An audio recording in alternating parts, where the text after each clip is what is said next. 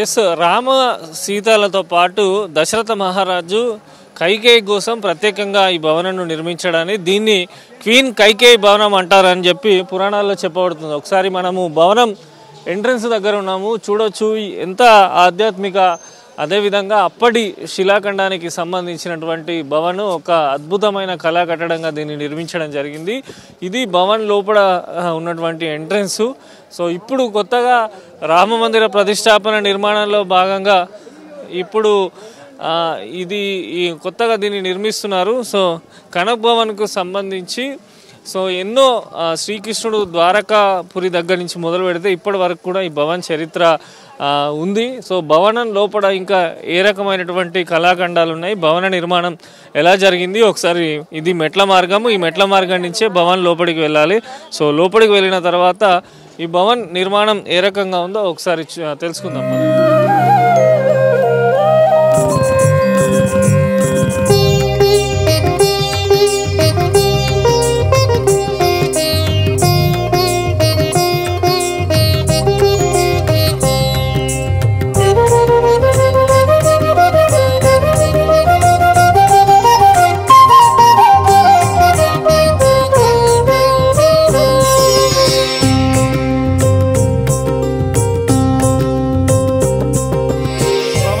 మనం వచ్చాము. రాముడు సీత స్వయంగా నివసించినటువంటి భవనే ఈ కనక్ భవన్. ఒకసారి ఎంత పెద్దగా ఉందో లోపల మనం చూడొచ్చు.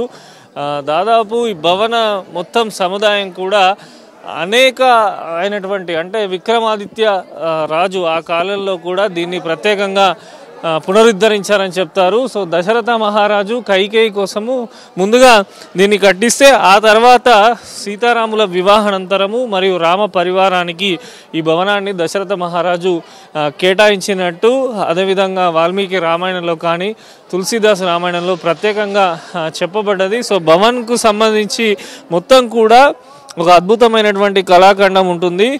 క్రీస్తు శకం 1761లో కూడా సమవత్ గుప్తుడు ఈ భవనాన్ని పునరుద్ధరించారని ఇక్కడ ఉన్నటువంటి శిలాఫలకాల్లో కూడా ప్రత్యేకంగా పేర్కొన్నారు.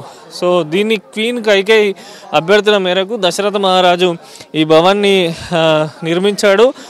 దీనిపైన అంటే ముఖ్యంగా ద్వాపర యుగానికి సంబంధించినటువంటి యుగపు వర్ణం, అంటే ఆ కాలంలో జరిగినటువంటి పరిణామాలు కూడా ఇక్కడ ప్రత్యేకమైనటువంటి శిలాఖండాలుగా చెక్కడం జరిగింది. సో ద్వాపర యుగానికి అదేవిధంగా త్రేతాయుగానికి సంబంధించినటువంటి అద్భుతమైన భవనంగా ఈ కైకేయి భవన్ను చెప్తారు. అయోధ్యలో అత్యంత అందమైన ఆకర్షణీయమైన నిర్మాణంగా కూడా ఈ కైకేయి భవన్ ఉంటుంది.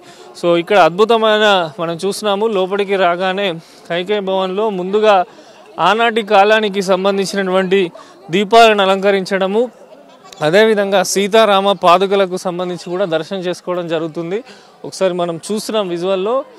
ఈ బయట ఉన్న పరివారం మొత్తం కూడా ఏదైతే రామ సహచరులుగా సీతారామ సహచరులుగా ఉండేవారందరూ కూడా ఈ బయట ఉన్నటువంటి ఈ భవనంలో ఉండేవారని చెప్తారు. సో లోపల ప్రత్యేకంగా గర్భగుడిలో కూడా అద్భుతమైనటువంటి దేవాలయాలు మనకు కనిపిస్తూ ఉంటాయి. సో భవనం మొత్తం చాలా పెద్ద విస్తీర్ణంలో కూడా ఉంది. సో ఇప్పుడు రామ మందిర ప్రతిష్ట నిర్మాణ సందర్భంగా ఈ భవన్లో ప్రత్యేకమైనటువంటి అలంకరణలు, ప్రత్యేక పూజలు కూడా నిర్వహిస్తున్నారు. సో ఇక్కడ లోపల మనం చూస్తే దాదాపు మొత్తం కూడా సీతారాముని సంబంధించి వివాహం తర్వాత మొదటిసారిగా ఈ భవనానికి వచ్చారు కనుక వారి ఆనవాళ్లకు సంబంధించి మొత్తం కూడా సీతారాం పేరుతోని ఇక్కడ ఉన్నటువంటి అన్ని భవనంలో ఉన్నటువంటి స్తంభాలపైన కూడా మొత్తం చెక్కబడి ఉంది. సో భవనానికి సంబంధించి కూడా ప్రత్యేకమైనటువంటి దర్శన సంబంధించిన టైమింగ్స్ను కూడా ఇక్కడ ఏర్పాటు చేయడం జరిగింది.